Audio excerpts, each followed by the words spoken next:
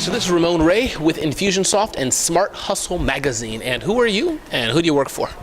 My name is Edith Yeung. I'm a partner at 500 Startups and focusing on running the 500 Mobile Collective Fund. Awesome. How's that going? And tell us more about it as much as you can. What's the Mobile Collective Fund? And what are 500 Startups? For those who don't know, I know about it, but give us a short overview of what 500 Startups overall is all about. Of course. 500 Startup is an early stage accelerator and also VC fund. We focus on investing early stage startups. We've been around since July 2010 and investing in now over, not 500, actually over 900 startups. And what we do, actually, half of our investment, we actually bring entrepreneurs to Mountain View and San Francisco to spend 3 months with us, with the focus that we actually help them to grow in terms of if you are more on like web, how do you actually drive more page view to get more users. In my case, focus on mobile, which is all about driving more installs, active users, figure out how you can potentially monetize your user base. And then the other half of investment that we do, which is outside accelerator, which I usually focus on, is basically looking at early stage mobile apps or mobile tools or mobile data backend startups and entrepreneurs that is focused on that and early. And I tend to invest in them, I would say like 100, 200K, depends on what they're working on. Awesome. And so, Edith, you are an entrepreneur, have been an entrepreneur, know a lot about entrepreneurship, have helped entrepreneurs. Tell us about this world. Again, for those, let's talk to those who are just starting out. They have their idea, and they're not sure really about the word of entrepreneurship. Give us, from your vantage point, what it takes to be an entrepreneur. Let's start with that question. Again, talking to the person who has not done it yet, who's new to it. What does it take? I think if somebody who had never done it, they basically should learn what everything Ramon is doing. And really just, get your hands dirty. I think that, for, like, I've been there. I worked for big companies, like corporate, for over 10 years before I actually started my own thing. And then I think that the hardest thing really is mentally, you're not sure what you need to do, right? But I think that you never know. You're never sure. Once you get a hang of one thing, then you realize, oh, shoot, there's another 10,000 things I didn't know. I think being an entrepreneur, it is all about, not overthink too much. Don't take yourself too seriously. It's really just get your hands dirty. And of course, now as a VC, I'm there to always look for like the best people, the most passionate people, and less about what makes sense, because nothing makes sense at the very beginning.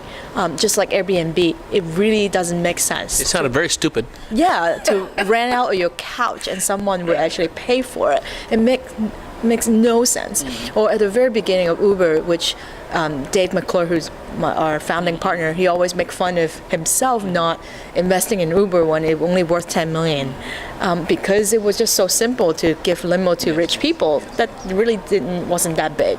So I think the hidden gem, always entrepreneur is doing something that it may not make sense, but the person have to have such a strong conviction.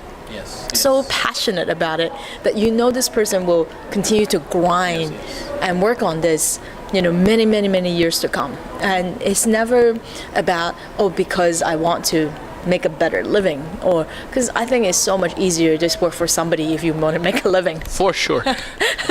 Why do we have to go through all this hassle to hustle? Yes. No pun intended. No, for sure. And that's the tough part. We're looking for hustlers. We're looking for somebody who's just super passionate, that it will, him or her will do whatever it takes to make things happen. Let's talk about the aspect of hustle on Shark Tank. And some people love Shark Tank, some people don't. So this is not a political question. But you notice that Mark Cuban's face lights up when he hears that Jenny, sold her cupcakes door to door, or Bob took the hammer that he created. He knocked on every Home Depot until he got an answer. Why is that hustle such a value, it lights up all the sharks' faces? Because you mentioned hustle. Why is that such an important aspect of entrepreneurship? I know I hustle, you hustle, but why is it such a gem?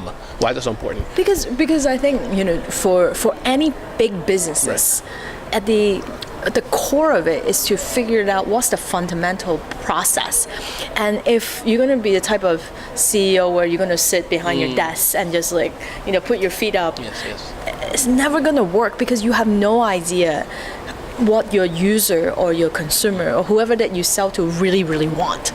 And if you're willing to, like get your hands dirty and really talk to the customer, which is in Silicon Valley is all about lean startup. It's all about MVP. I think it's double-edged sword because I meet a lot of amazing technologists from the Valley, and sometimes they give me a product and sell me a feature, but they have no idea like why and what's the pain point of the users that needs to use the thing at all. They have no clue, right? And so why people emphasize so much on hustling and I'm willing to go door to door, because that's a first-hand experience for an entrepreneur to really get first-hand, my user like painful point is this. And sometimes there's a lot of idea at the very beginning doesn't seem that painful. And let's say go back to the Airbnb example. What really painful is hotel prices. Like it's very expensive, right? I'm willing to pay a little less for a more homey experience. And you know what? Every single new cities, I need to find a place to stay, right? This is not a nice to have problem, and that industry happened to be big enough. So if there's this person, a hustler, I'm gonna go door to door. I'm going to talk to 100 people every day. I will learn so much that your original idea may not even end up to be that is so true. Business, but it's okay because you know what the customer wants. So awesome. No, I love it. I know hustle. And last question, Edith, and then if I didn't ask you anything, feel free to say something that's on your mind. Let's talk about MVP, minimal viable product. We hear that a lot, of course, in Silicon Valley, but I think it's an important concept. And talking to those who think, Edith, I have this product, but it's not quite perfect yet. It's not ready. And they've been saying that for the past 30 years. I'm exaggerating, and it's not out yet. Right. Why is the MVP, minimal viable product, so important? And I mean, I know when I was, building Smart Hustle magazine, the first issue came out. The second one, I think, is a lot better. So let's talk about that. Why is it so important? And are there benefits or pros and cons to having an MVP? Maybe you should wait sometimes. I don't know. Talk about that. Well, it's really, again, it depends on what you're working on, right? I don't think that you can build a clean energy or medical device with MVP because it's life and death. Right. But I would say if you're focusing on mobile, on any web-based or, in your case, like media, content, like you really, like all of us, we're all smart people, but I really don't read my customer's mind. I have no idea what they really, really want. And the sooner that you get it out there, the faster you can get feedback. And the more feedback you get, you can make perfect your product to the point that it really nails it. And I think, again, don't take yourself too seriously and have to make it perfect, because the likelihood of you really know what perfect looks like is almost impossible. So, you basically put yourself in a very uncomfortable place. The faster you get to that point, the faster you're going to learn. Awesome. That's why we want people to push out MVP. Again, not for medical or clean energy, but if you're any web-based mobile content, just put it out there. And I would think, Edith, that even for medical or life and death things, you can do an MVP that's on paper, meaning it's not quite, but, put it out there and say, hey, here's my idea. What do you think about it? Ask your target market maybe questions. Sure. Is that, but it's not I quite. Definitely wouldn't buy that from you. No, not to buy it. Whoever have an idea, don't sit on your butt. Just do something. At least 2 or 3 things every day. It's just little tasks. And set goals. So I'm Ramon Ray with Smart Hustle magazine and Infusionsoft, and this is my friend and the awesome Edith Yeung. Thank you. Thank you, Ramon.